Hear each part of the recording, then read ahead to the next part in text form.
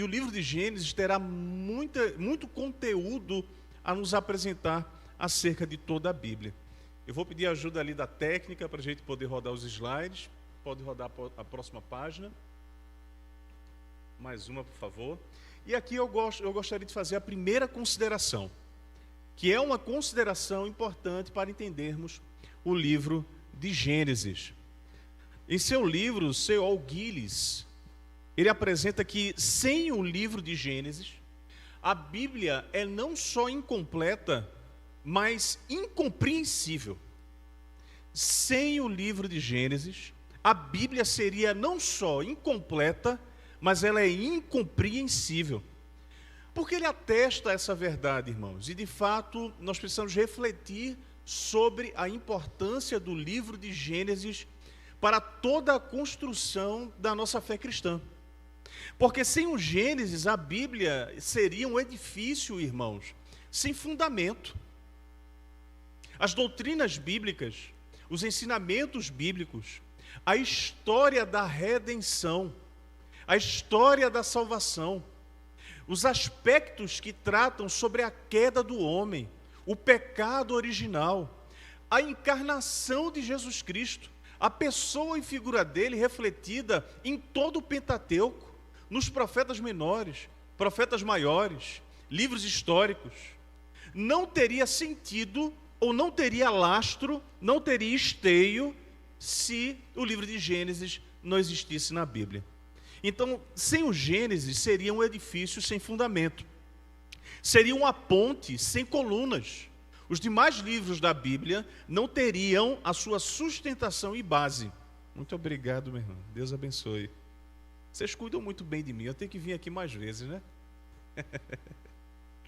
Então, o livro de Gênesis, irmãos, é uma das obras literárias mais importantes do mundo. Eu tenho certeza que vocês já viram em algum momento da vida, na televisão, em um museu, peças lindíssimas, como aquelas esculturas que existem no Vaticano, existem no Museu do Louvre, que retratam, por exemplo, o patriarca Moisés. Que coisa preciosa! Os artistas daquela época o fizeram. Vocês veem ali representações na Capela Sistina. O livro de Gênesis, alguém aqui já deve ter apreciado, gerou na cabeça de vários roteiristas filmes impressionantes. Quem nunca assistiu um Mar Vermelho sendo aberto ali na televisão? Quem aqui é mais antigo lembra que as mães e avós colocavam quadros nas casas com a retratação do mar aberto do Mar Vermelho sendo aberto, ou da criação do Éden, ou do nascimento do primeiro homem. Então, o Gênesis, ele está dentro de um Pentateuco, que logo mais nós iremos falar, e é um livro que representa o ideário do ser humano. Quando nós falamos de macho e fêmea, talvez nós tocaremos esse ponto também, criados à imagem e semelhança de Deus. Tudo isso corrobora para a formação da sociedade que nós temos hoje.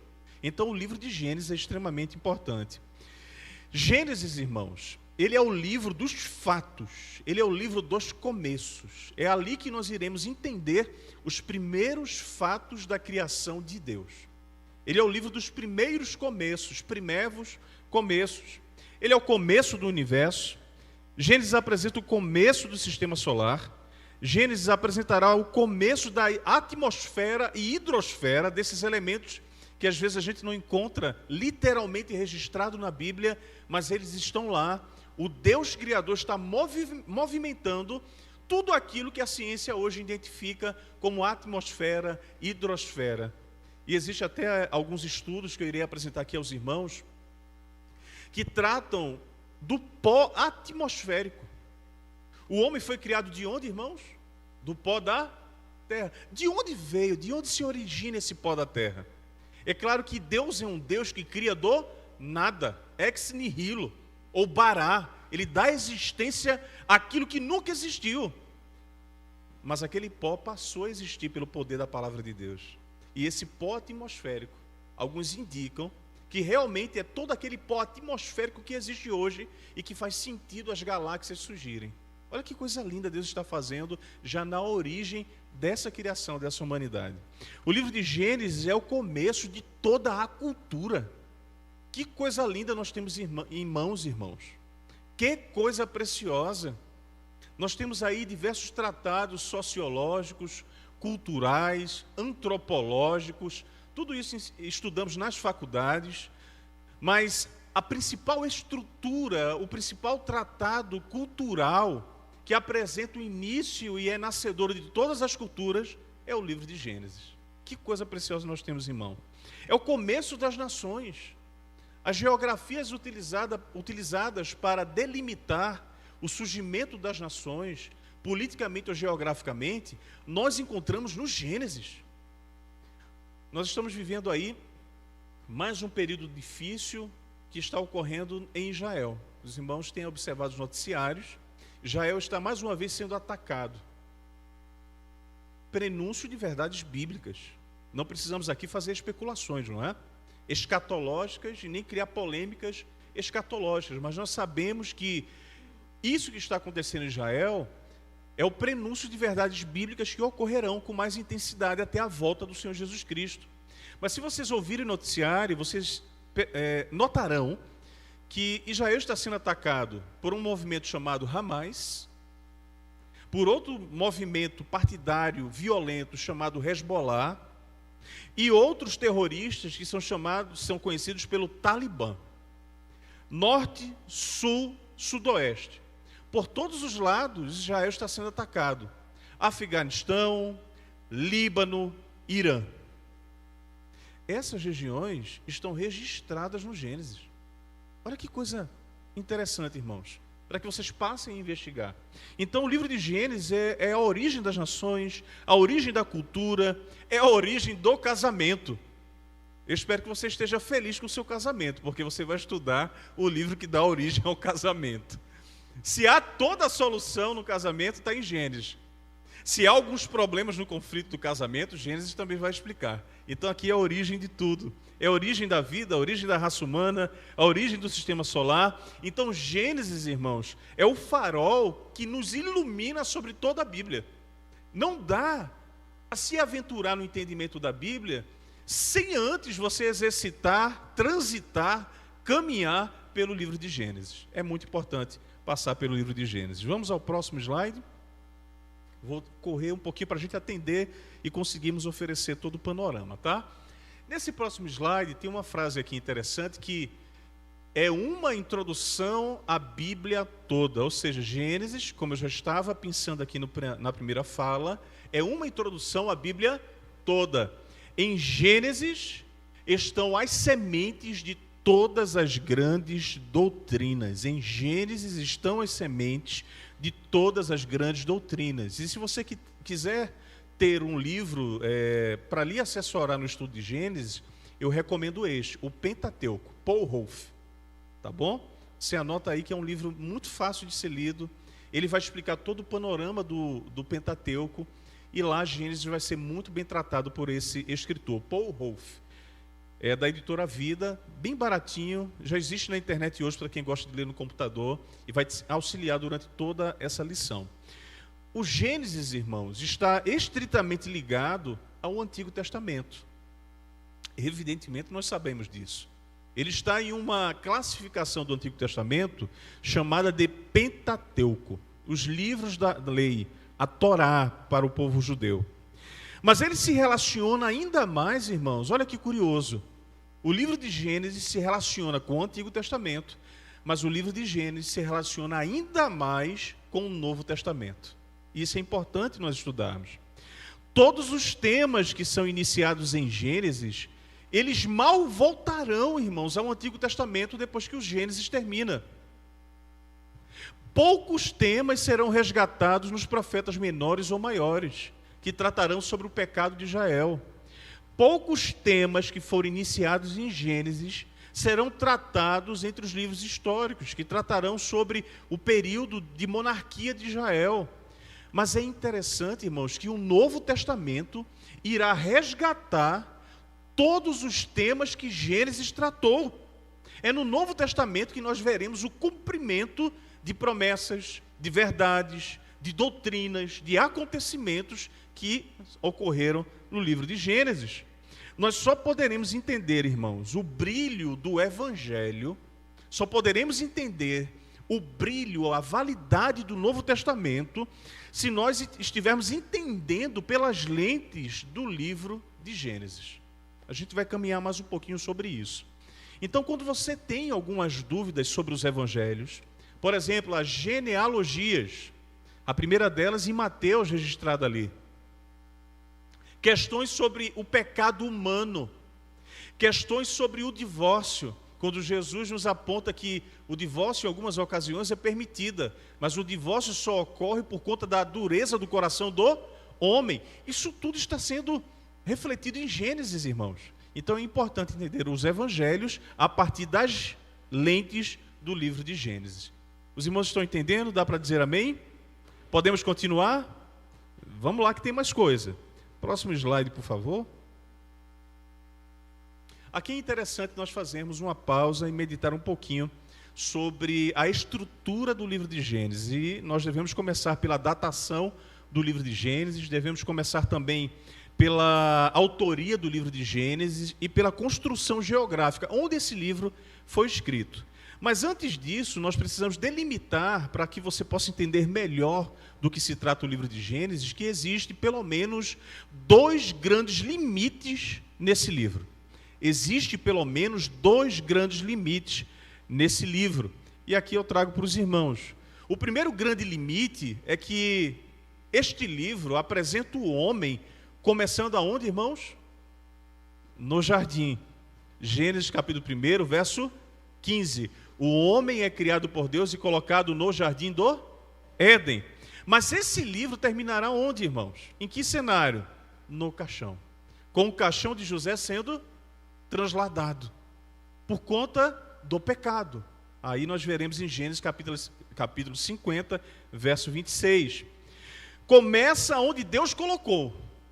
Mas esse livro acaba onde o homem pecou, onde a morte o colocou. Olha que coisa interessante. Se você conseguir guardar esses 2 limites, você vai entender o panorama de Gênesis.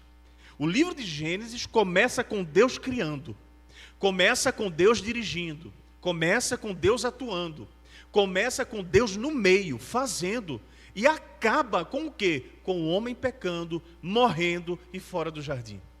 Essa é a grande lição do livro de Gênesis. O homem começa onde Deus o colocou, no jardim, e termina onde os seus pecados o colocaram. Onde é, irmãos? Que dá sentido ao êxodo? No Egito. Deu para entender esse pequeno resumo? Ficou mais fácil para a gente entender o panorama de Gênesis? É isso aí. Gênesis apresentará a derrocada da criação humana por conta do pecado. Mas não é apenas lamento, tragédia nem morte, porque Gênesis também apresentará, mais à frente nós veremos, as promessas de um Deus que em Cristo Jesus nos permite estar hoje diante dessa Santa Ceia. Gênesis também tem promessa de esperança, tá? Vamos ao próximo slide, conhecer um pouquinho sobre a autoria, a datação e também a geografia desse livro. Qual é a data de redação desse livro, né? Autoria, irmãos, nós já conhecemos. Todos nós aqui, eu creio que em algum momento das escolas dominicais, dos seminários teológicos, concordam que a autoria pertence ao patriarca Moisés. Tá bom? Ainda existem algumas discussões sobre essa autoria, mas a maioria dos críticos teológicos entendem que, de fato, a autoria pertence a Moisés. Tá? Sobre a redação, a data que esse livro foi escrito, alguns estudiosos concordam que foi entre 1400 a 1500 antes de Cristo, tá? Como é que a gente localiza esse tempo? Na verdade, nós podemos acreditar que foi durante ou no início da peregrinação do povo de Israel no deserto. Então, a gente pode localizar essa datação? Sim. Quando foi que houve a peregrinação do povo de Israel no deserto? Logo após a saída do Egito. Os irmãos estão conseguindo se localizar? É nesse sentido. Certamente ele foi escrito entre Egito e Canaã, outra localização geográfica, para a gente entender onde foi escrito. É importante a gente entender esse cenário, porque nós passaremos a compreender o contexto do livro. Eu sei que muitos de vocês aqui são do meu tempo ainda. né? E escreveram cartinha para namorado, escreveram aquela carta dos correios para pai e mãe quando estava distante, colocava o selo, tinha até gente que lambia o selo e colocava lá, né? Então, quando a gente observa esse tempo, a gente já entende, poxa, Gibson é antigo, hein? Mas se eu perguntar, quem é que manda mensagem aí de WhatsApp? Eu vivi um tempo que não existia nem internet, pastor. Eu ainda sou desse tempo, que não existia SMS, que não existia telefone. Eu lembro que eu era jovem, bem jovem, mais do que acho que sou ainda. E quando eu entrei no ônibus em Pernambuco pela primeira vez e vi alguém com um barulho no bolso, um objeto enorme levando ao rosto, aquele Motorola StarTAC, né? Grande, parecia um tijolo. Eu disse, meu Deus, que pessoa mais irreverente, amostrada, né? Achei estranho. Então, quando você observa o contexto das coisas que cercam as pessoas, você percebe dados culturais que fazem sentido na hora de entender aquele indivíduo ou aquele livro. Então, é importante você entender que era no Egito, próximo à peregrinação. Os irmãos vão se lembrar dos sofrimentos que o povo de Israel passou naquele momento, da desobediência deles, não é? Da obstinação, e tudo isso vai ajudar a entender o livro também, tá bom? Vamos ver também sobre a geografia. Sobre a geografia é importante a gente citar, porque nós temos ali uma extensão histórica e geográfica. Os irmãos estão vendo ali que o Vale da Mesopotâmia está incluído, o Crescente Fértil está incluído, o berço da Ásia. Os irmãos estão lembrando de todo aquele continente voltado ao lado direito do mapa geográfico? O berço da Ásia, da África e da Europa. Que extensão histórica é essa, irmãos? É o nascimento das primeiras civilizações do mundo. Essa área é conhecida, irmãos, como Crescente Fértil. São 3 continentes envolvidos, Ásia, África e Europa. E eles simbolizam as 3 principais religiões pautadas na semente de Abraão, no Antigo Testamento: o islamismo, o cristianismo e o judaísmo. Então, o Gênesis nasce nesse contexto, e isso vai nos recordar a importância do Gênesis para a formação das religiões também. Vamos ao próximo. Agora eu quero conduzir aos irmãos como se tivéssemos um GPS na mão, tá bom? Nós temos aqui primeiro uma localização familiar. Quanto do que eu já falei aos irmãos, os irmãos conhecem ou já conheciam?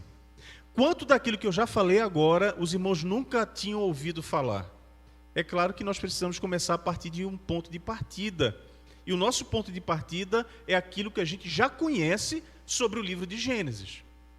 Eu quero iniciar pelo mais fácil, porque vocês encontrarão cenários mais difíceis em Gênesis. Então é importante a gente rememorar, fortalecer o que a gente já conhece sobre o Gênesis, para depois a gente avançar por cenários que a gente não conhece ainda. Mais um, por favor. Isso. Que seção da Bíblia é essa aí, irmãos? O Pentateuco. Todos nós conhecemos. Eu posso tirar da tela e pedir para os irmãos falarem cada livro do Pentateuco? Posso tirar? Não vou fazer isso não. Eu sei que vocês são inteligentíssimos, mas eu não vou fazer isso não. Eu não vou tentar o Senhor nosso Deus não, né? Então nós temos aqui uma seção importante da Bíblia. E o Gênesis está nessa seção. Qual é o primeiro livro do Pentateuco, irmãos? Segundo? Terceiro? Quarto?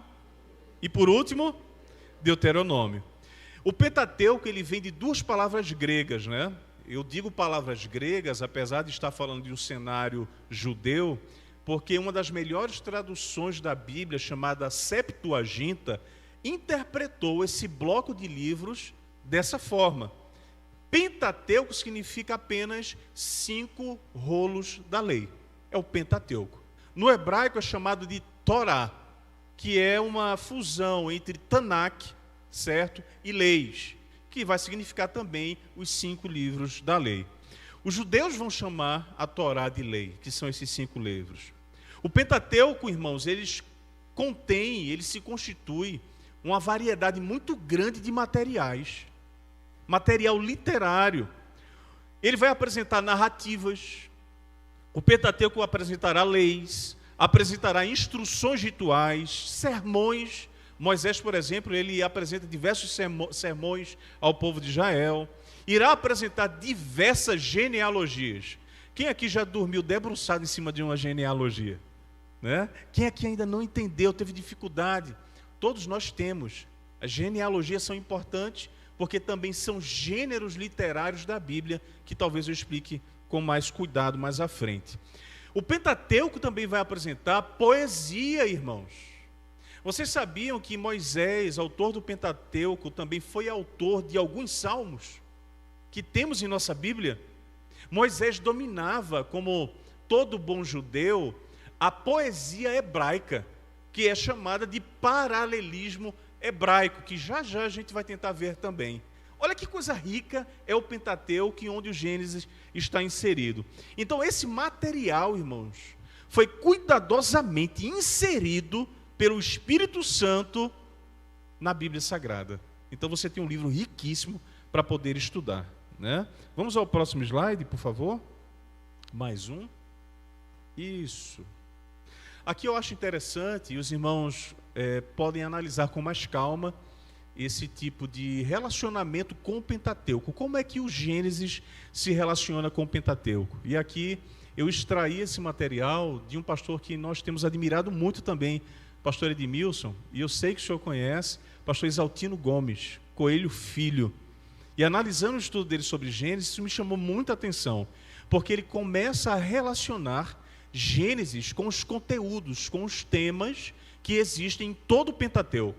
Então vamos fazer apenas um esforço, olhar para aquela tela ali e vamos tentar entender a relação que existe entre os livros do Pentateuco e a relação temática que existe com cada ideia que é apresentada no livro de Gênesis, tá bom?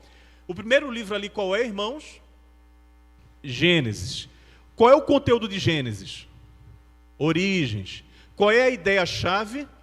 Tratar sobre o princípio. O que é que Gênesis fala sobre Deus? Ele é soberano, ele é criador. Ele é o Deus que estabelece as coisas. E o que é que Gênesis fala sobre o homem? Queda.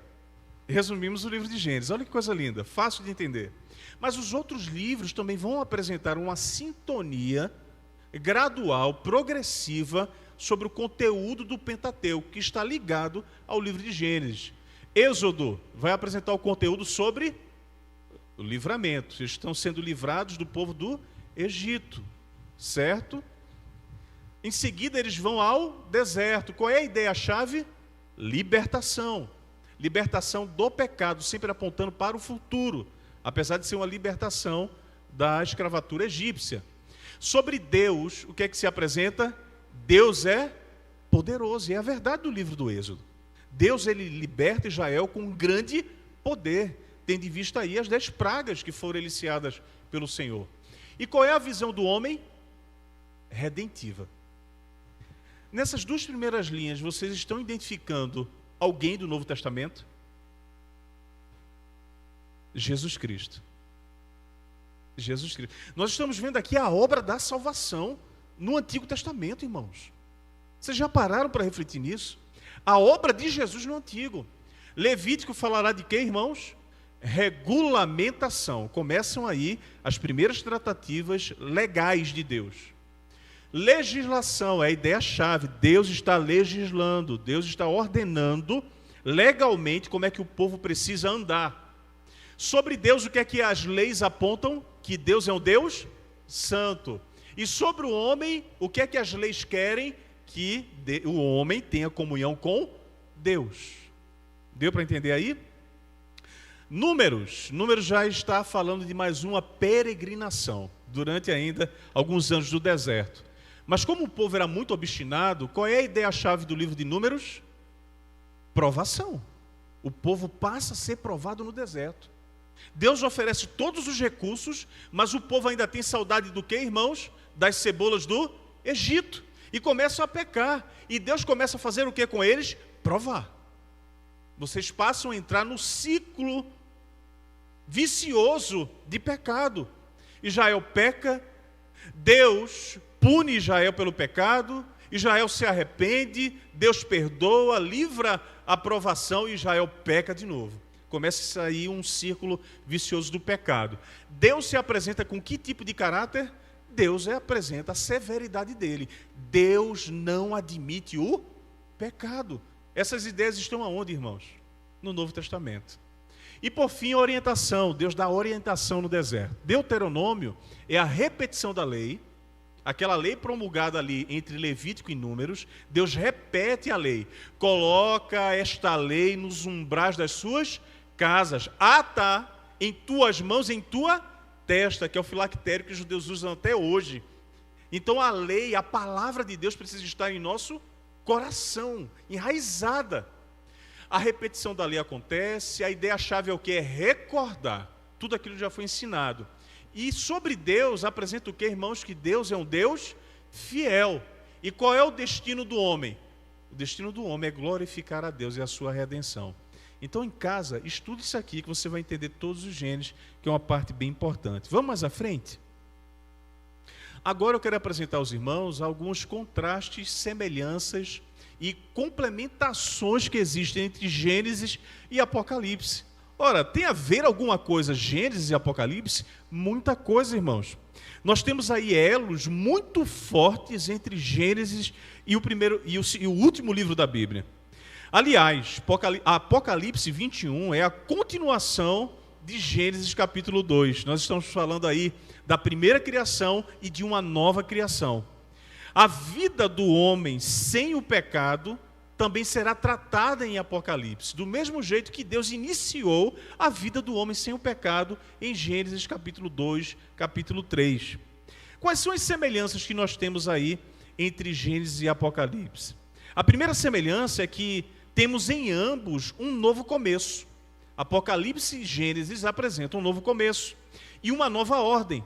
Observamos em ambos uma árvore, a árvore da vida, um rio, um novo rio, uma noiva.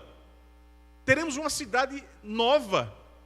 Não receberemos em Apocalipse um jardim, mas nós receberemos em Apocalipse uma nova cidade, uma nova Jerusalém. Olha a Bíblia em perspectiva, como ela se apresenta. Nós temos ainda alguns contrastes entre Gênesis e Apocalipse. E aqui eu farei uma leitura. Eu peço que você abra a sua Bíblia, para que você possa nos acompanhar dentro daquilo que nós iremos apresentar. Temos contrastes também.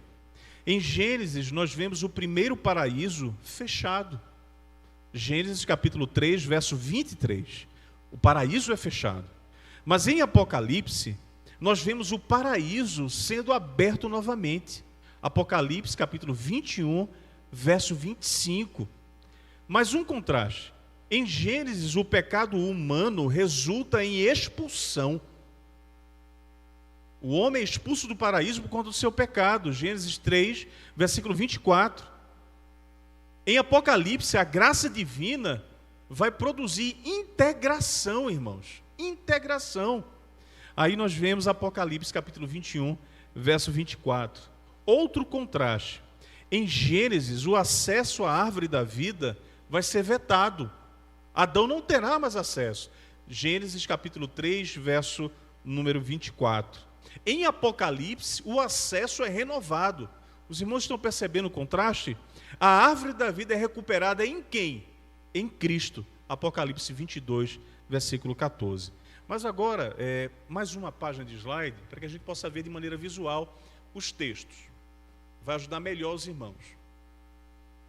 Nós temos aqui Gênesis e nós temos Apocalipse. Nós temos contrastes aqui, semelhanças e coisas que se complementam entre Gênesis e Apocalipse. Sobre o primeiro tema, o céu e a primeira terra. O que é que Gênesis primeiro fala, irmãos? No princípio, criou Deus os céus e a terra. Mas existe uma complementação em Apocalipse, capítulo 21, verso 1. O que é que acontece em Apocalipse? Vi o novo céu e... É um contraste. Nós estamos vendo coisas novas acontecerem. Sobre a terra e o mar. Vamos ver o que é que Gênesis fala? Disse também Deus: ajuntem-se as águas debaixo dos céus num só lugar, e apareça a porção seca.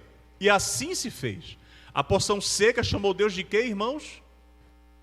E ao ajuntamento das águas chamou de quê?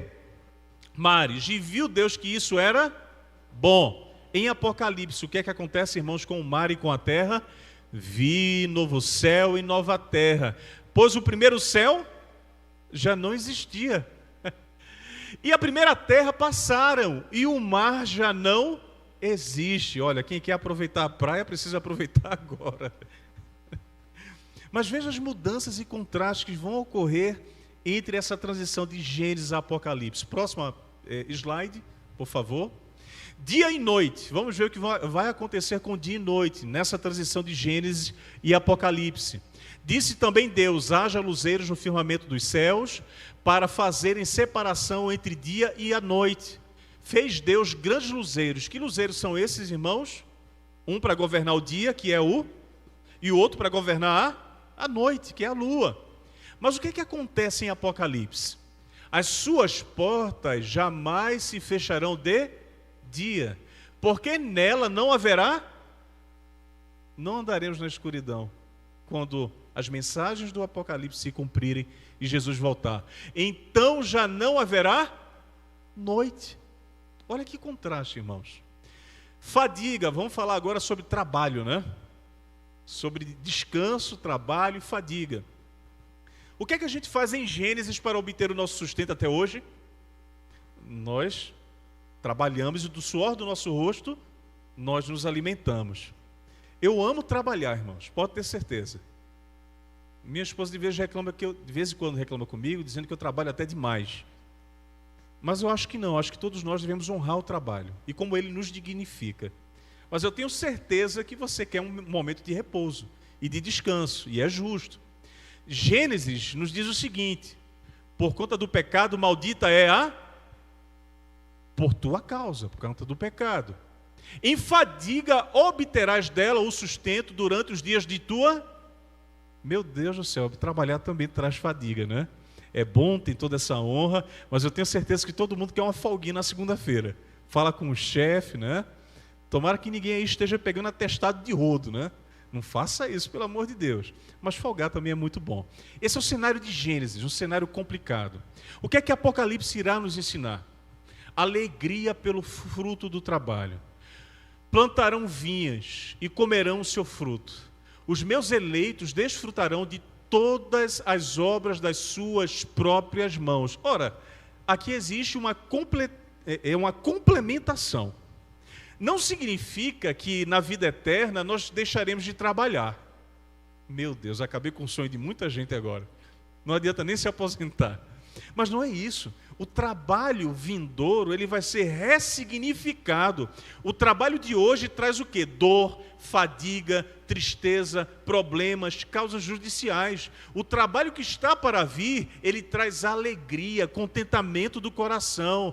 Nós iremos desfrutar de tudo aquilo que iremos trabalhar para o Senhor eternamente. Olha que coisa linda. Então, o paraíso, o céu, a vida do além, não é uma vida de inatividade.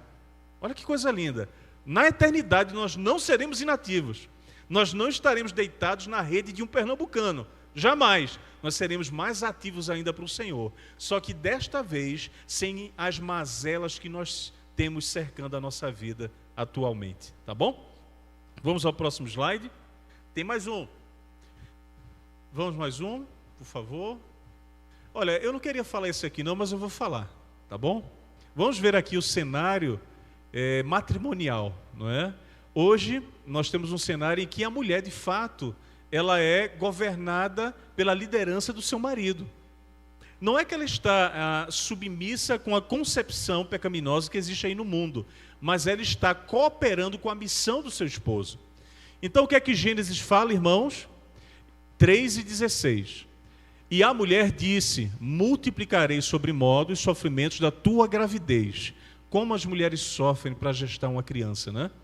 Como as mulheres sofrem. Em meio de dores darás a luz a filhos. O teu desejo será para o teu marido e ele te governará. Tá? Por favor, nenhuma mulher se rebele contra o seu marido. Não é isso que o texto está ensinando. Mas como consequência do pecado, essa ordem foi trazida para reorganizar o papel do casamento bíblico. O que é que Apocalipse fala? E eu coloquei aqui algo muito ousado, mas é uma verdade bíblica que vai acontecer na eternidade só, tá, irmãos? Não é para acontecer agora, não. Liberada do marido. Meu Deus do céu, mulher, por favor, você não pode ser liberada do marido agora, tá? Os seus votos são eternos. Mas na eternidade, como ninguém se dá em casamento, a mulher de fato será liberada dessa ordem descritiva, tá? E não impositiva da Bíblia. O que é que Apocalipse, e na verdade Romanos e Isaías falam? A lei tem domínio sobre o homem toda a sua vida. A mulher casada está ligada pela lei ao marido enquanto ele vive. Mas se o mesmo morrer, desobrigada ficará da lei conjugal. Também vós morrestes relativamente à lei, por meio do corpo de Cristo, para pertencerdes a outro, a saber, aquele que ressuscitou dentre os mortos. Na eternidade ninguém se dará em casamento, isso é um prenúncio do que haverá. Nós nos conheceremos, mas o amor de Cristo, ele inundará o nosso coração de uma forma tal que aquelas coisas da vida antiga ficarão no passado e o amor de Cristo inundará nossas relações. É isso que é o contraste entre Gênesis e Apocalipse. E por fim, uma mensagem de esperança para a nossa alma. A serpente amaldiçoada no jardim, ela receberá a sua execução na vida eterna. Então o Senhor Deus disse à serpente: visto que fizesse isto, maldita és entre todos os animais domésticos, e o és entre todos os animais.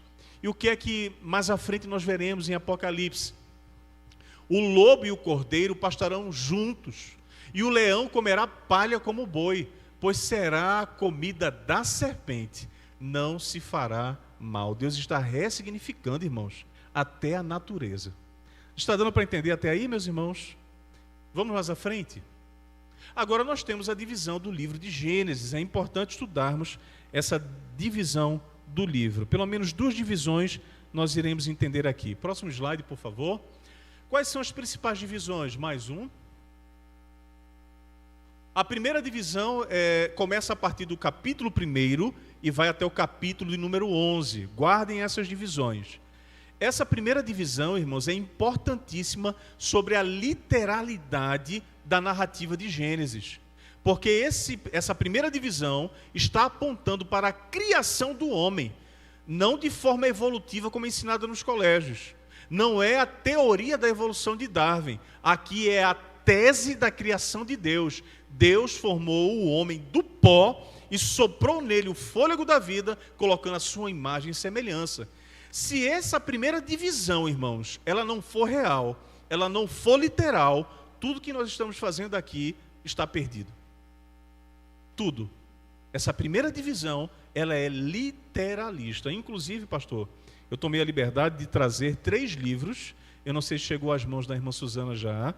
E a irmã Suzana vai providenciar um sorteio para vocês. Dessa vez eu vim trazendo bênção. São livros sobre o criacionismo bíblico. Nós temos uma parceria com a Sociedade Criacionista do Brasil. E eles são cientistas da área. São homens formados em biologia, bioquímica, ciência espacial, engenheiros, físicos. E eles creem que o relato de Gênesis 1 e 11 é literal. Deus, de fato, criou o mundo em 6 dias e descansou no 7º. Eles trazem argumentos científicos para corroborar com isso. Então, quem receber esse livro está extremamente abençoado com o estudo que vai ter, tá bom? Segunda divisão, Gênesis capítulo 12 a 50. Vamos ao próximo slide, por favor. Estamos ainda naquela localização que a gente conhece. A gente ainda não avançou para coisas que não conhecemos. Mais um, por favor. Aqui, os irmãos podem anotar que é muito interessante. Trouxe, mais uma vez, 2 autores importantes sobre o estudo da Bíblia. Paul Hoff, que mais uma vez eu recomendo, e mais um que é chamado de Champlin. Tá? Eu acho que alguém aqui já viu aquela enciclopédia teológica enorme, caríssima, né? Que é de Champlin. É muito boa.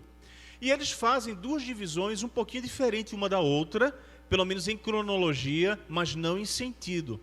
Paul Hoff vai apresentar a história primitiva de Deus e do mundo, a partir da perspectiva da criação, da queda, das consequências, do dilúvio e da dispersão das nações. Já Champlin, mais abaixo, ó, que os irmãos estão vendo aqui, ele vai apresentar que a primeira parte da divisão do livro de Gênesis está apenas entre a história da criação e a história humana. Ele reduz mais um pouquinho, mas não muda muito. Já aqui, a segunda divisão, Paul Wolff, ele vai estabelecer uma ordem entre Deus e a família de Abraão. Vai contar o quê, irmãos? A história dos patriarcas. Isaac, Jacó, o próprio Abraão, Esaú, Ismael, o surgimento das grandes nações. Já Champlin, ele vai apresentar a história dos patriarcas, mas ele vai entender que o ponto central aqui é a escolha de Abraão, de Isaac, Jacó e Judá. E ele vai discriminar a história de cada um, Isaac, Jacó, Judá e José. Que aí nascem as monarquias de Israel, nasce a história do povo de Israel também.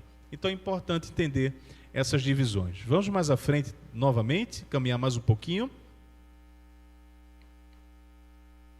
Aqui é uma parte interessante, irmãos, porque estamos estudando um livro.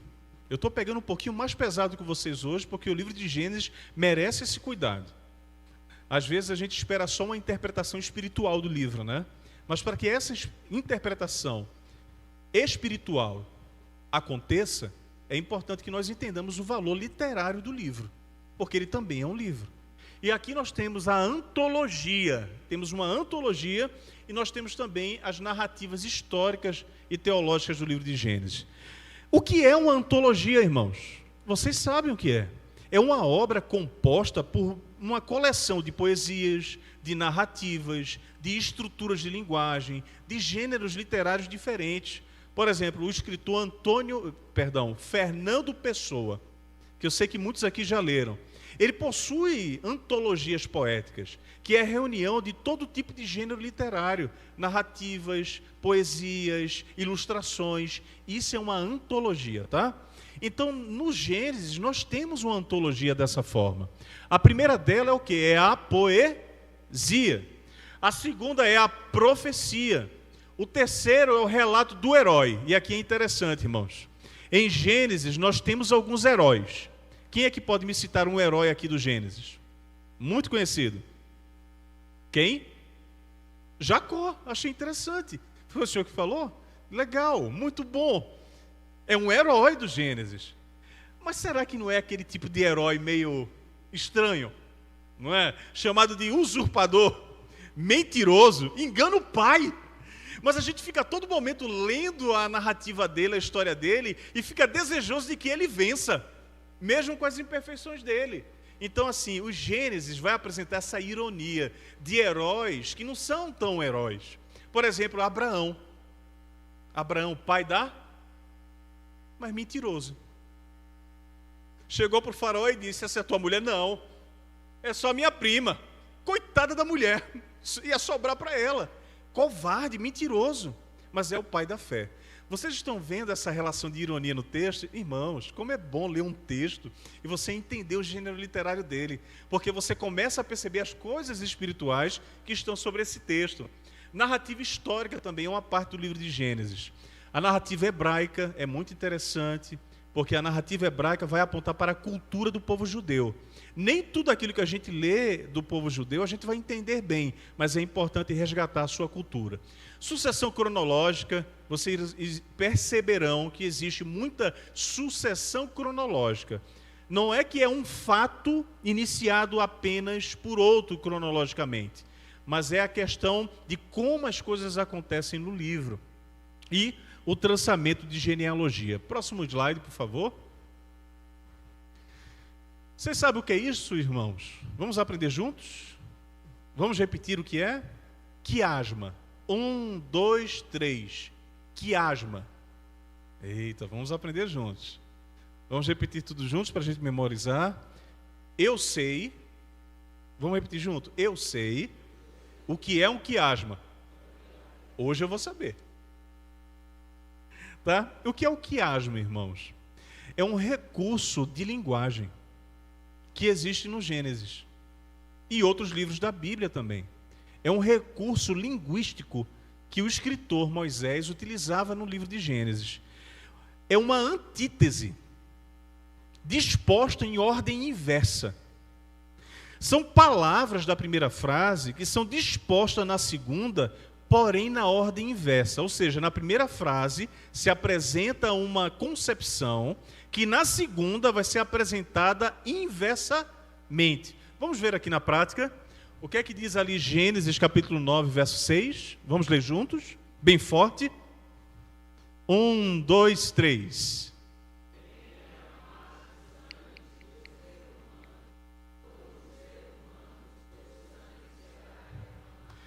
Quem derramar o sangue de um ser humano, por um ser humano seu sangue será... Vocês estão percebendo a inversão da ordem? Na segunda frase nós temos o que, irmãos? Uma condenação. Mas essa condenação acontece pela inversão da primeira frase. Tudo bem, você pode até derramar o sangue de alguém, mas o que é que vai acontecer em seguida? A inversão. O seu sangue vai ser derramado. Olha que coisa linda, irmãos.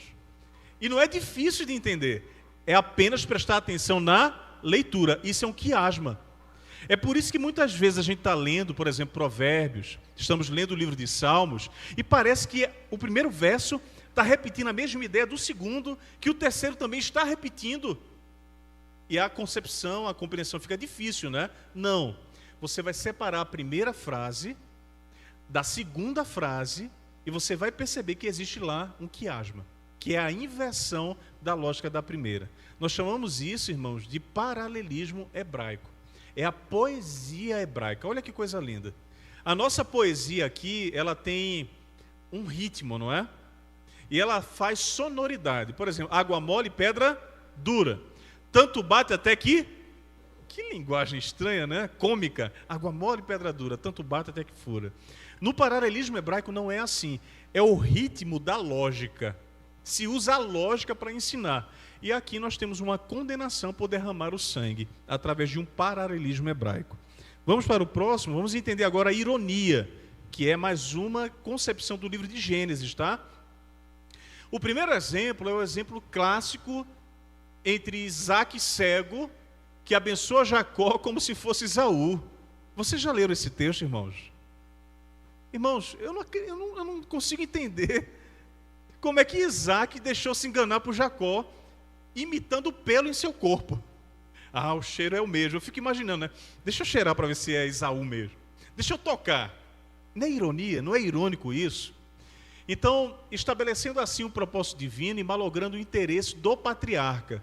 Outra ironia, Ló, outro exemplo, especialmente é uma infeliz figura de ironia. Porque o que é que Ló estava querendo em Sodoma, irmãos? Ele havia criado uma ruptura com Abraão. E Abraão decidiu que Ló deveria escolher o melhor lugar, ele teria a oportunidade de ir para a melhor região, para obter o que desejava, que era riqueza. Mas qual é a ironia da coisa, irmãos? Ló caiu logo onde? Logo em Sodoma, que vai receber enxofre. É ironia demais uma coisa dessa. Então, buscando riqueza e conforto, escolhe a cidade aparentemente esplêndida, Sodoma, e termina numa caverna em pobreza e incesto. Veja como é que Gênesis está repleto dessa literatura de ironia. Nós precisamos entender a partir dessa perspectiva, tá bom, irmãos? Próximo slide, vamos... Temos 10 minutinhos, pastor? Ainda? 10 minutinhos, irmã Suzana? Ah, então vamos completar, se Deus quiser. Aguenta mais um pouquinho aí. Eu espero que você esteja aprendendo. Muito obrigado.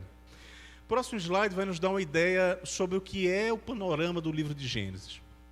Vamos ler juntos, todos nós, bem forte. Eu sei que você tomou aquele café com cuscuz. Eu só comi uma maçã quando saí de casa. Então, vamos falar com força agora. 1, 2, 3. A ideia principal de Gênesis não é relatar a história completa da raça humana.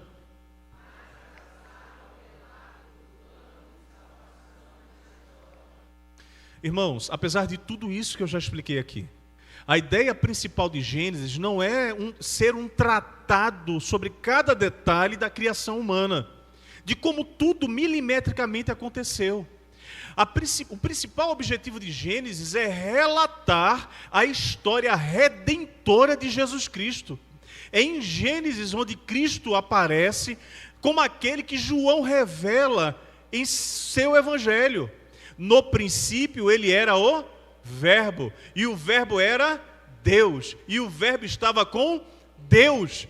Jesus Cristo, ele é o agente criativo do Gênesis. A ideia principal do Gênesis é relatar que Jesus Cristo é Deus, de que ele é o autor da salvação e de que um dia toda a humanidade terá um desfecho a partir da sua cruz. Essa é a ideia principal de Gênesis. Em Gênesis, Deus está estabelecendo um povo para si. A nossa história, a história da igreja, já começa no Gênesis. Sabe quando? Quando Deus diz, em 3:15 de Gênesis, que a serpente será esmagada pelo calcanhar da semente da mulher. A serpente será esmagada. E quem é esse que esmaga a cabeça da grande serpente? Jesus Cristo. Essa é a ideia principal do livro de Gênesis. A ideia de Gênesis é relatar, a história completa da raça humana.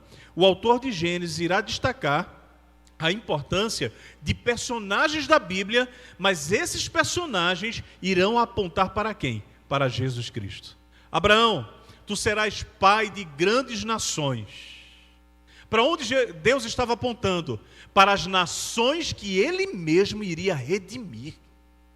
Jacó, você é usurpador, eu vou trocar o teu nome, vou te chamar de Israel. E hoje, quem é o Israel de Deus? O novo Israel, a igreja do Senhor. Olha que coisa linda, irmãos. Isaac como tipo de Cristo, aquele que é fruto de uma semente não humana, mas do próprio Deus. Abraão e Sara tentam ajudar o Senhor na história da salvação. Não, Abraão, te relaciona com a escrava. Você vai ter um filho e vai solucionar a tua descendência. Aí Deus diz, não, não é assim não. Eu vou cuidar de Ismael. Mas a tua nação, Israel, a tua posteridade, ela é de origem divina. E quem vai nascer é Isaac. Que coisa linda, irmãos. É Deus cuidando de toda a história da salvação. Então o propósito do Gênesis é apresentar o plano redentivo de Jesus Cristo durante toda a Bíblia. Vamos ao próximo slide. Aqui existe uma figura importante que eu quero que fique marcada em sua memória. Ele não é apenas o Deus de Israel. O Jesus Cristo apresentado em Gênesis não é apenas o Deus da nação de Israel. Ele é o Deus de todo o mundo. Sabe por quê? Porque é em Gênesis que Israel passa a ser o veículo abençoador de todas as nações que nós citamos aqui. A promessa em 3:15 de Gênesis não é uma promessa só para Israel, é uma promessa para todos nós que estamos aqui. Nós somos frutos do esmagamento da serpente que Jesus Cristo promoveu. O plano de Deus, irmãos, não é apenas local, não aconteceu apenas na geografia do Gênesis. O plano de Deus alcançou São Sebastião. Olha que coisa linda Deus preparou para a gente. O plano de Deus não é apenas temporal, não foi só apenas para Gênesis. O plano de Deus é atemporal, intratemporal. O plano de Deus em Gênesis não acaba em Gênesis. O plano de Deus, ele está lançado na eternidade. É por isso que ele pode se relacionar com o Apocalipse. Próximo slide. E uma coisa importante, irmãos. Para onde Gênesis aponta? Para a cruz. Gênesis está apontando para a cruz.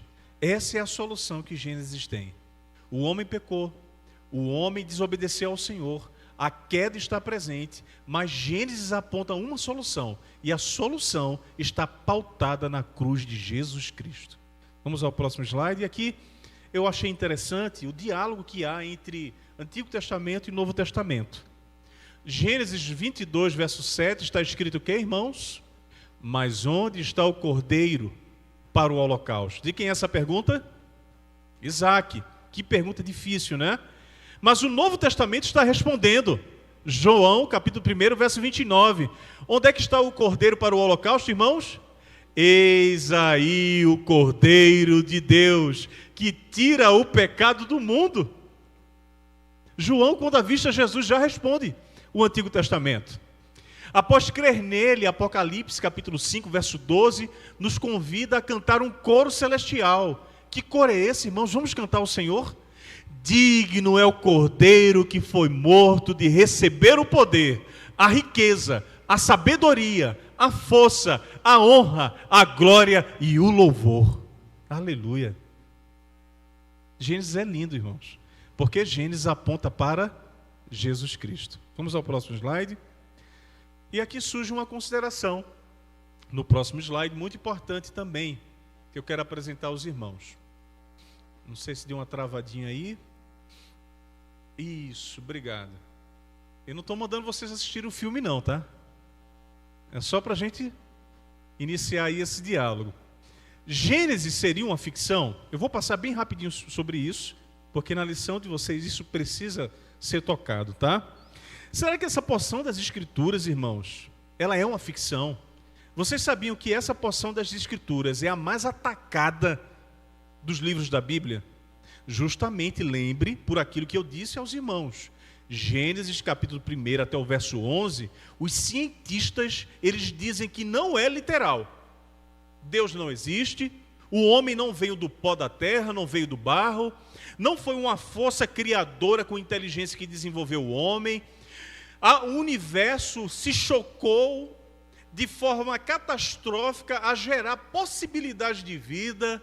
Alguns dizem que os primeiros seres viventes são originados da eclosão bacteriana que surgiu nesse primeiro evento.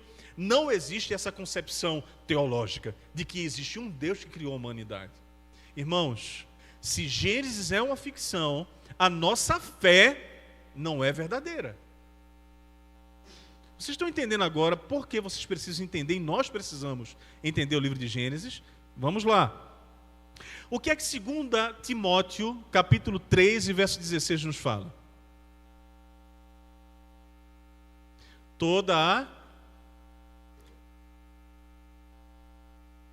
Nenhuma profecia, Pedro vai falar, foi dada pela vontade humana. Entretanto, homens santos falaram da parte de Deus, movidos pelo Espírito Santo. Segunda carta de Pedro, capítulo 1, verso 21. Queridos, se Gênesis for uma ficção, o primeiro Adão é uma ficção. Se Gênesis for uma ficção, Cristo não pode ser o antítipo de Adão. Jesus Cristo não será um novo Adão, sem pecado, sem erro. Se Gênesis for uma ficção, a queda, o pecado não é um fato histórico. Ora, para que nós estamos combatendo o pecado se Gênesis é uma ficção? Se Gênesis for uma ficção, o homem não pecou. Os irmãos estão entendendo que se nós não entendermos que Gênesis é literal, a nossa concepção de fé, ela desmorona? Se o homem não pecou, para que a necessidade de um plano de redenção? Para que a necessidade de um Salvador? Se o homem não pecou, ele não precisa de Jesus. Vocês estão entendendo porque cientistas, filósofos querem desacreditar da Bíblia? Esse é o ponto. Vamos ao próximo slide. E pasmem, irmãos, o investimento em ciência para contestar o Gênesis é enorme.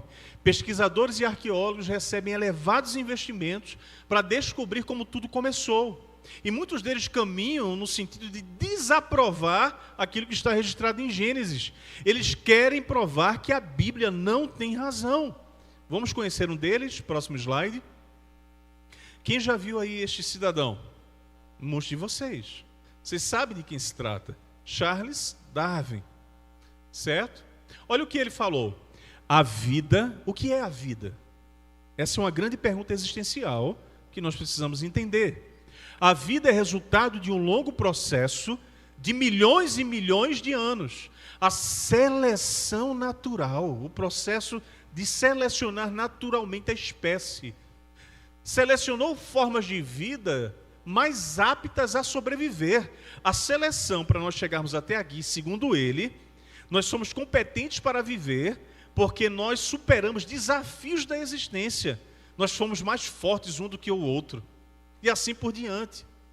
Alteradas por mutações genéticas geradas ao acaso. Nós somos frutos de um acaso. Através de mutações genéticas. É isso que nós somos, irmãos? Não. Vamos mais à frente? E aqui nós precisamos abrir um diálogo entre ciência e religião. E eu pontuo aqui, irmãos, que a Bíblia, de fato, ela não é um livro científico. Ela não é um livro de ciência. Pelo contrário. Mas, apesar disso, ela não é incompatível com a ciência. Guarda isso quando você estiver na faculdade. E você passar a discutir, apresentar a Bíblia na faculdade. A Bíblia não é um livro de ciência, mas ela não é um livro incompatível com a ciência. Não é. A Bíblia não pode ser provada pela ciência. A ciência é empírica. Ela precisa de material consistente, tangível, tátil, para ser provada empiricamente, cientificamente. E não dá para pegar os conhecimentos de fé da Bíblia e trazer para o laboratório. Mas tão pouco, irmãos, apesar de não ser esse objeto de estudo da ciência, a Bíblia não consegue e nem será descomprovada pela ciência. A ciência não consegue descomprovar a Bíblia. Não consegue. A ciência, irmãos, muda. Vocês sabiam que a ciência muda? Irmãos, acaba com esse negócio de não, tudo tem que ser ciência, científico. Eu não estou dizendo que você tem que ser, como falam hoje, né, negacionista. Mas a ciência, um dos pressupostos da ciência é desconfiar de sua própria causa. Esse é o procedimento científico. A ciência, o que é isso que eu quero dizer? Ela não é absoluta. A ciência, ela comprova algo que amanhã vai ser pensado de uma outra forma. A ciência investiga e continua investigando para comprovar ou descomprovar se aquele primeiro método continua válido. Isso é a ciência, ela é mutável. Por exemplo, eu estava assistindo algo nas redes virtuais que diziam que o ovo é prejudicial no café da manhã. Coitado da gente, né? Quem gosta de ovo. Aí já na outra notícia disse que o ovo é o melhor alimento no café da manhã. Que incongruência é essa? Não é? Irmãos, existia uma teoria chamada frenologia. Alguém aqui já ouviu esse termo? Frenologia?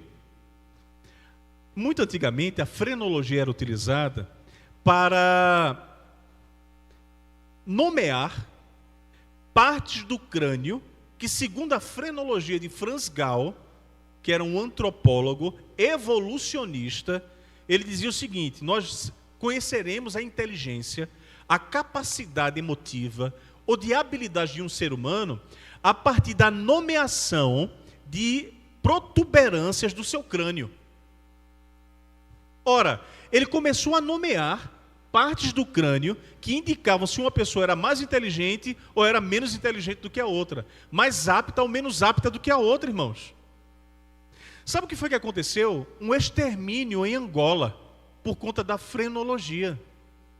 Porque sem respaldo, sem consistência científica, ele começou a dizer que aqueles homens, mulheres angolanos, eles tinham protuberâncias exageradas comparada àqueles cidadãos europeus, que tinham cabeças pequenas, mais regulares.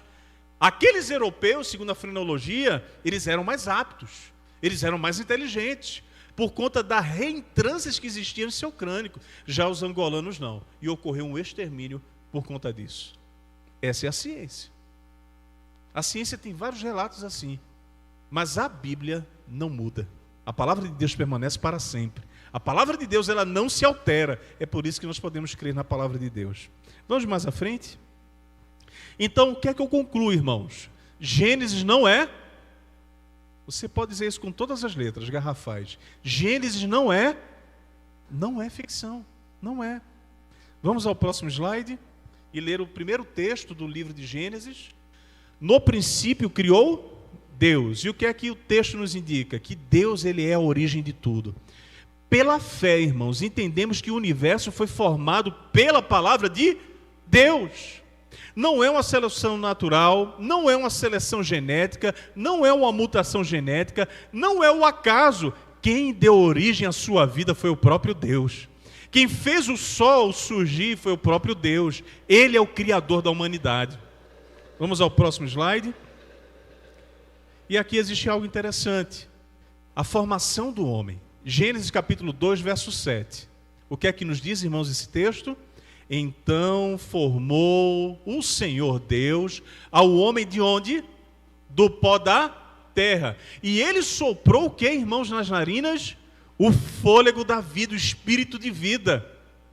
É interessante que às vezes a gente chama essa passagem, ou a gente apelida o que acontece nessa passagem, da criação do boneco de barro. Não sei se você já falou isso. A gente fala isso de forma não intencional. Mas quando você lê esse texto, irmãos, olha que beleza há nesse texto.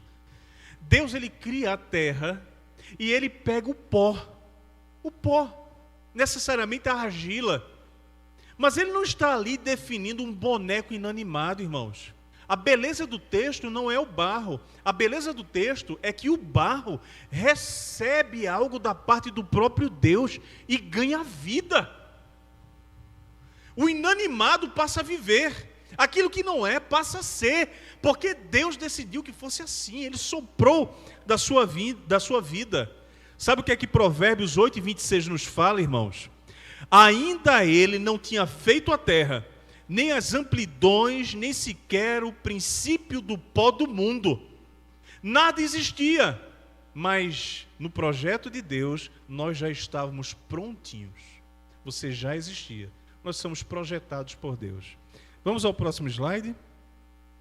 E aqui nós temos a complexidade desse boneco. Nós somos extremamente complexos. Nós não somos frutos do acaso, por conta da nossa complexidade. E aí eu não estou falando daquele tipo de pessoa que é complexa por natureza, né? Porque tem gente que é problemática, que é complexa. Mas eu estou falando aqui da complexidade da criação de Deus. O que Deus fez é muito belo. Quando alguém se refere a essa criação do homem, você já ouviu esse termo, boneco de barro. Mas não é algo simples de ser feito. Só Deus poderia fazer o ser humano. O homem, irmãos, foi formado o quê? A imagem e... Aí a gente chega num ponto importante. O que é essa imagem e semelhança? Ela é chamada de imago Dei. Veja o que é que diz Gênesis capítulo 1, verso 26. Também disse Deus, façamos o homem a nossa imagem, conforme a nossa semelhança. Então formou o Senhor Deus ao homem do pó da terra e lhe soprou nas narinas o fôlego da vida. Sabe o que é que significa essa expressão imagem, irmãos? Significa que não tem nada a ver, ou pouco a ver, com o aspecto físico de Deus. Imagem significa que tem a ver com o caráter de Deus. São os atributos comunicáveis que ele tem. E ele comunicou a esse boneco de barro. Justiça, santidade, ser intelectual, inteligente. Irmãos, Deus, ele comunicou a sua fala. O processo fonético de verbalizar palavras é um dom de Deus. Isso faz parte da imagem e semelhança do Criador. Deus é um Deus que se comunica. E se você hoje pode orar e se comunicar com Deus, e se você hoje pode orar e interceder pela vida de alguém, é porque você é a imagem e semelhança de Deus. Essa estrutura inteligente comunicada por Deus, o fato de amar alguém, o fato de perdoar, de tomar decisões, de sentir emoções, de caminhar e entender o que se faz, é a imagem e semelhança de Deus depositada em você. Você foi criado à imagem de um Deus inteligente. Você não foi criado à imagem de uma bactéria inanimada. Olha que coisa fabulosa Deus nos ensina. Vamos ao próximo. E aqui eu achei algo interessante, irmãos. De onde veio a mulher? Porque a criação da mulher, necessariamente, ela foi um pouquinho diferente na formação dela. A mulher é a imagem e semelhança de Deus, da mesma forma que o homem. Mas o processo criativo da mulher é interessantíssimo, irmãos. Vocês estão vendo aqui um aparelho humano, não é? E uma figura anatômica da mulher. A mulher foi tirada de onde, irmãos? Eu não ouvi, tem muita mulher aqui. Vocês foram tiradas de onde, irmãs? Da costela. O homem foi feito direto do pó. Olha o que sobra para a gente, pastor. A gente é feito do pó, a mulher é feita da costela. Da parte mais sublime, segundo até a fisiologia. Porque segundo a fisiologia, irmãos, a mulher também é um ser complexo. E aí eu não estou falando da complexidade problemática. Eu estou falando da complexidade estrutural. Nós vemos que a mulher não foi criada simultaneamente com o homem, né? E ao realizar a primeira atividade de pesquisa na história, porque o homem é o primeiro pesquisador da história, o que é que Deus manda o homem fazer após a sua criação? Manda ele nomear o quê? Isso, os animais. E nessa primeira realização de pesquisa humana, o homem percebe que todo animalzinho macho tem uma companheira. Ora Deus, todo animal macho tem uma companheira. Eu estou sentindo falta de alguém. Deus é tão sábio que faz Adão refletir sobre a falta da mulher. Deus não é bobo, tá, gente? Se ele queria problema, Adão tinha que decidir por si próprio. Não tem jeito. E Adão percebe a necessidade da mulher, a importância da mulher na vida dele. E Deus promove a criação de uma disjuntora. E Deus retira, em uma anestesia, uma cirurgia, uma costela de Adão. E por que horas Deus tira uma costela de Adão para criar a mulher? O que é que os irmãos acham? Não poderia ser outra parte do corpo? Poderia. Mas é interessante que a ciência hoje comprova que os materiais mais particulares e especiais que existem para reproduzir células, célula-tronco e assim por diante, estão na costela, irmãos.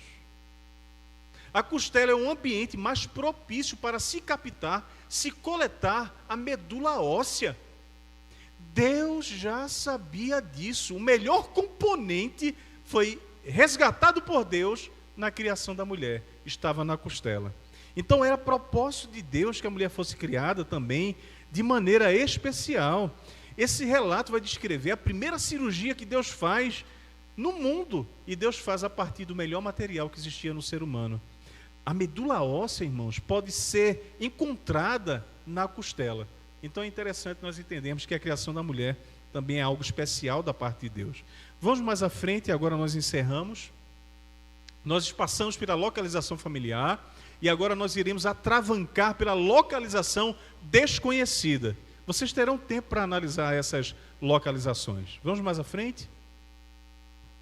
Localização familiar, a origem da palavra Bereshit, início, princípio, origem das coisas. Mais à frente, por favor. E agora, a localização desconhecida. Irmãos, o que Deus estava fazendo antes do Gênesis acontecer? Essa é uma difícil pergunta de responder. O que Deus estava fazendo? O Gênesis precisa refletir essa mentalidade em nossos corações. Sabe o que Deus estava fazendo? Ele já era Deus. Ele já existia em sua glória. Ele era Deus em glória sublime e suprema. Antes da humanidade acontecer, Deus já era. Deus, ele é o próprio Deus em sua origem. A sua natureza não muda. É interessante que Gênesis não vai discutir a existência de Deus, irmãos. Gênesis já vai dizer que Deus criou. No princípio, Deus criou. Deus já existia. O autor de Gênesis, ele não começa defendendo a existência de Deus. Deus sempre está primeiro. Antes de qualquer ser vivo surgir, caminhar nessa terra, Deus já era Deus. Então, antes do Gênesis, Deus já era Deus. Tudo foi criado por Deus, mas Deus não é criado. Tudo foi criado por Deus, mas Deus é incriado. Deus é eterno. Deus não tem começo nem fim. Ele é totalmente autossuficiente. Não precisa de nada além dele mesmo.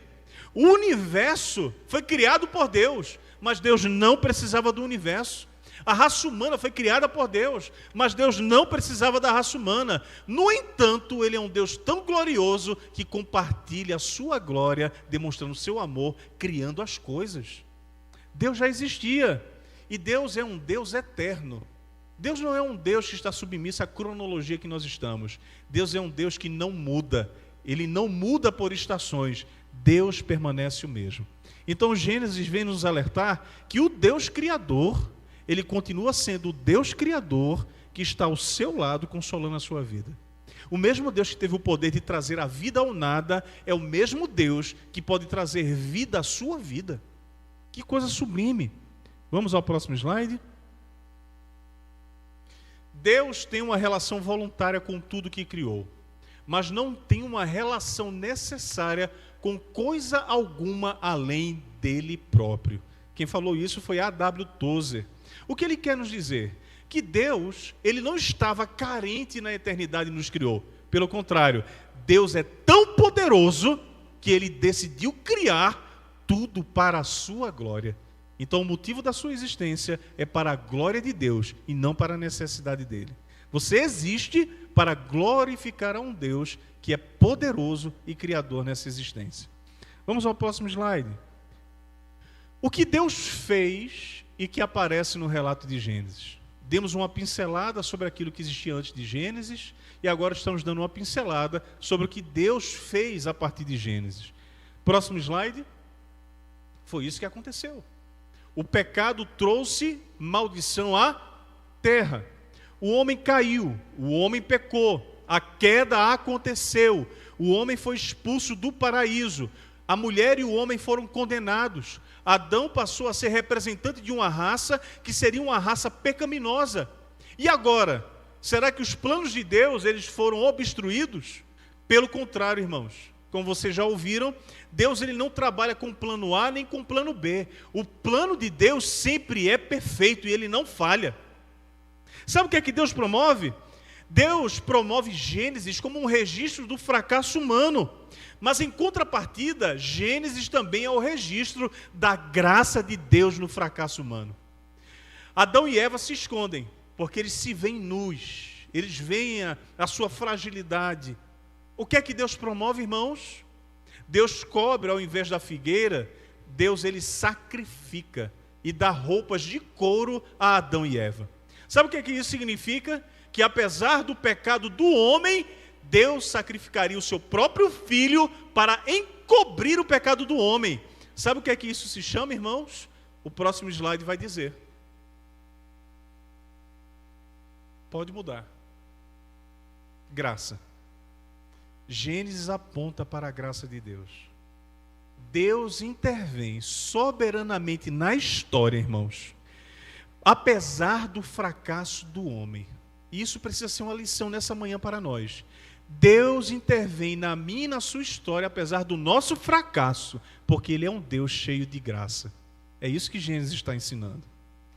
Mais um slide, por favor. Então, o que é que ocorreu depois do Gênesis? Estamos caminhando para o final. Próximo slide. O que é que ocorreu depois do Gênesis, irmãos? O que é que ocorreu na cruz, irmãos? O que é que ocorreu com a encarnação de Jesus, irmãos? O que é que ocorreu com a obra salvífica de Jesus, irmãos?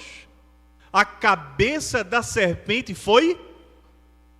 Glória a Deus. Gênesis se cumpriu. O pecado está sendo e será derrotado definitivamente. Satanás é derrotado na cruz. Gálatas capítulo 4, verso 4 e 5 vai nos dizer o seguinte, irmãos. Vindo, porém, a plenitude do tempo, e essa frase é fabulosa, porque ela traz todo um conteúdo de como Deus promoveu a obra da salvação durante toda a história. Paulo vai dizer, Deus enviou o seu Filho, nascido de mulher, nascido sob a lei, para resgatar o que estavam sob a lei, a fim de que recebêssemos a adoção de filhos. Você hoje é chamado de filho de Deus, porque o Senhor Jesus derrotou Satanás. Aleluia. Gênesis 50, verso 20. Vocês, na verdade, e aí a fala de José, planejaram o mal contra mim, porém Deus o tornou em bem, para fazer como estão vendo agora, que se conserve a vida de muita gente. Satanás imaginava que iria prosperar, ludibriando a mulher e o homem, mas ele se enganou. Quem nos faz prosperar é o Senhor.